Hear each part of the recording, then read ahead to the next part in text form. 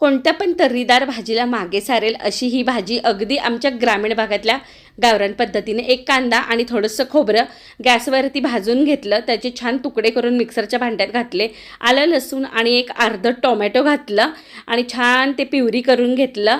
कढईमध्ये तेल गरम करून मोहरीची फोडणी केली, ती प्युरी घालून घेतली आणि नंतर छान परतल्यानंतर त्याच्यामध्ये घातलं बघा आपण एसूर, नंतर थोडीशी हळद, चवीनुसार मीठ आणि थोडंसं धणे पावडर, बेसिक मसाले घालायचे आहेत आणि परतताना छान परतायचे.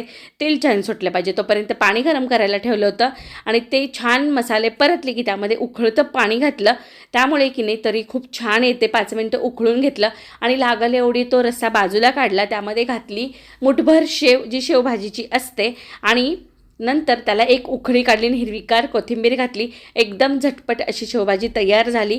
एकदम टेस्टी होते. नक्की करून बघा. आवडलं तर एक लाईक नक्की करून जावा.